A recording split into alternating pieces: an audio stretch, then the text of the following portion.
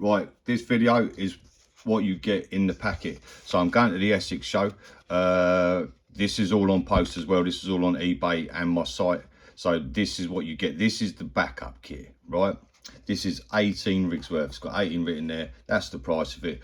I might have to bang the price up soon, right, because of inflation and stuff. It's been the same price now for 2.5 years. So if you ain't sort of like made benefit of that, it's got to go up. I'm getting charged through the arse off eBay and all the rest of it, website things. This is what you get. You get a sticker for a start, little Viper rig sticker. Empty it out, and that's what you get. This is 100% recyclable and 100% recycled. That's why there's no fancy shit. There's no instructions. There's no pictures. There ain't a great deal of ink. Do you know what I mean? I've kept it bare minimal. That's been the same like that for 2.5 years now. That's the way I like it. Got to do your bit in you. Right, so you've got 18 of these rubber beads, like the old float stop things. 18 of them. You get 18 arms. See that? You get 18 of them. And in this little packet here,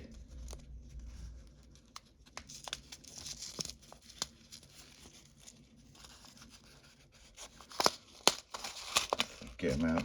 Be a bit careful about opening this. I had some fella phone me up, so I opened it over the carpet and I ain't got none left now. I said, well, come, you know, be a bit savvy. So you get 18 rings and 18 spikes. And with all of that, you can make yourself a nice setup. You can do pretty much any setup you want with that. Now you do need to get your own hooks. I've recently sourced but found quite a few sort of like variables that you can use. This is one that ain't sort of like set. You can get, there's loads of types. The Avid one do it. The best I've found is the Fox beaked, the rigged ones, the stiff rig beaked. So all you do, if you ain't happy with it, right, I'm not going to bend this one because this isn't one I trust. I'll try it, but it'll probably snap, right? But you just get that in there. You just get a pair of scissors and you just tweak it. See that snap? There's a shit hook. Right, now if you have got a load of sort of like nearly pre-bent hooks, put them under a bit of heat, right?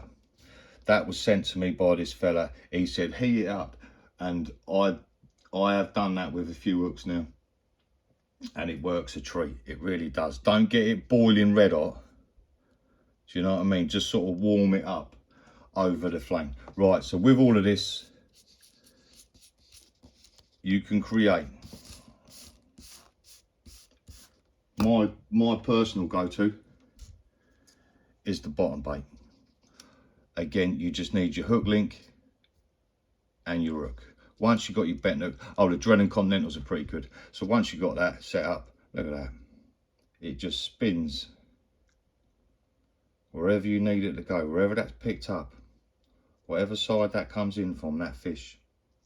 You sort of got it, and it's very, very sort of like bottom lip. It's all bottom lip. Now, this is one I've actually used. Look, you can see it's been crayed out a little bit. And I do like a lot of lead. I'll get into that later. So that's your bottom bait rig.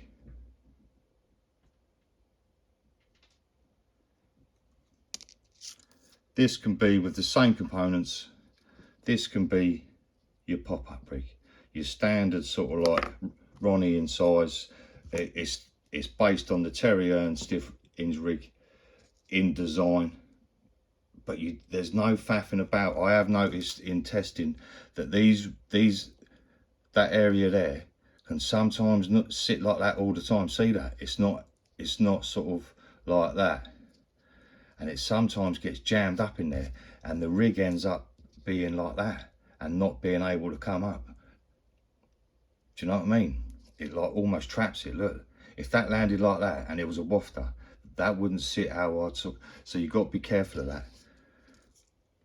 But this rig, whatever way it goes, you have got full flexibility. Any way it's sucked. So that's your standard one.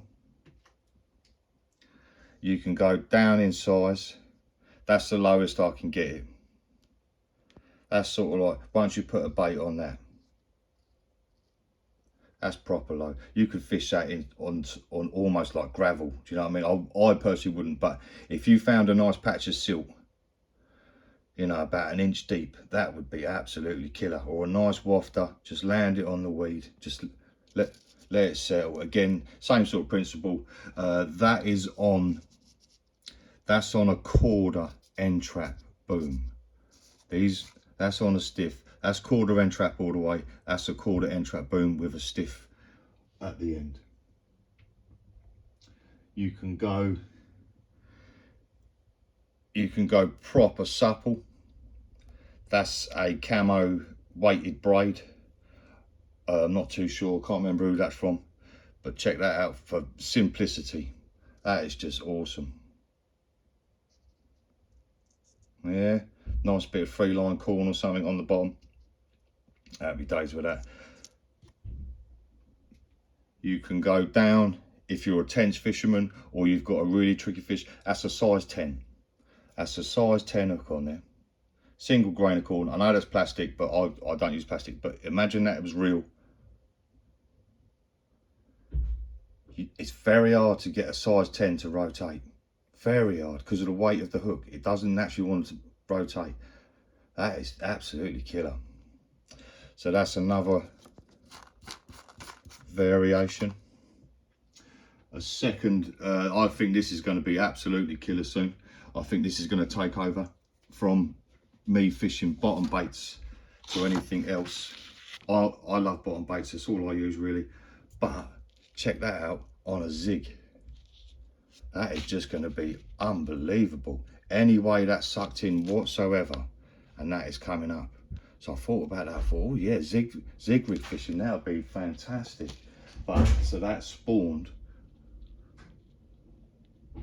Right, yeah. So the zig rig fishing, I think that is going to be absolutely blinding. I've been thinking about that. I don't actually do a lot of it, but I've seen how it's tied, and it's primarily the knotless knot, and it's just not rotating enough. I've done a few tests on it, and it's just not rotating. So that, if you're keen about zigs, bang that out, man. I'm telling you now, right? Plus also with zig rig fishing, I've noticed through story and story alone that, and I've actually seen it myself, that it's very easy to foul hook a fish whilst zig rig fishing because it's a fixed thing, and when it gets brushed in, like if the fish is coming from this way, if it gets brushed in, the hook can't rotate, and you often see a flank getting caught. With this, soon as it's nudged, whatever way it's nudged from, the hook will move out of the way. Soon as it's sucked in, the hook will come round. See that? I think that is the go. But whilst testing that one, I thought, oh, silkweed, right? I love fishing in silkweed. I found it a bit of a battle. You always wind in, it's all over the lead, it's all over the rig and the bait, and I'm thinking, has that been like that all fucking night? Do you know what I mean? Have I been in too much silkweed? Check that out. Now that's a 5-inch stiff choddy, if you will. Well, not choddy, but a straight, my version. Now, you can't get a choddy at 5 inches, I know. That's bloody hard, and it won't rotate, because if you've got loads stuck out the back here to make the arc, the chod, and you're in silkweed, you're not going to get that rotation. It's just going to be like a dead rig. With this, it can just sit anywhere it wants on top of that silkweed. You can make it any length you want. Yeah, I'm going to give that a go. Nice little pop up, nice bit of fake, not fake corn, but I don't know, a bit of, maybe half a pop up with a few maggots on the top. I think that would be awesome, like real good. Yeah, so that's sort of like what you can do. The world is your oyster. Personally, if you go online, you can get packs. You can get packs of the rings, the arms, and the beads separately. They're a bluey each. So for 15 quid, right, you can make up to 45 to 50 rigs, right? Honestly, that's where the money is. I'm not trying to make a load of dough out of this. I'm just doing what I'm doing, yeah? So that is what you get in the packet. Next, I'll show you how to, I'll show you how to, a few things first, a few variables. So get rid of all these. Pucker though, look at that. Just in your armoury, all of them rigs. Unbelievable. For what, 9 quid for that lot? 18 rigs worth for 9 quid. Right, so regarding the spike that you get in here, right, was never meant to be. It was never meant to be used as a spike per se, right? It was just, this is how I tie it now. That's how I tie it. And regarding the spike, this is on the end trap. So regarding the spike, you put that on your loop and then you cut the spike off. That's all you want, just the ring, right? Now that ring is proper strong, yeah? It's stronger than a micro ring. See these micro rings? Now on a bottom bait rig, I don't think you need anything, because I've done tests and that knot, that simple overhand granny knot, if you will, right? Look, like a bait loop. So when you get your fish, when the fish gets caught and it gets hooked, the hook rides up through the bait, often keeping the bait there, right? I've had loads of fish where the bait's still been on. This thing might break or stretch, right? But after time, it does survive the battle. But when the bait does come off, right, and that goes up through there, then it hits that knot. If I get this arm out of the way, it hits that knot and will not part. The knot can't pass through the eye of the hook. See that? It's just too big, man. That ain't gonna go nowhere. It's no different than the knot on the other end of the line. Do you know what I mean? Like, it's just as strong. There's no pressure on it. There's nothing. It's just the strength of the actual material itself, which is, you know, it's bomb proof.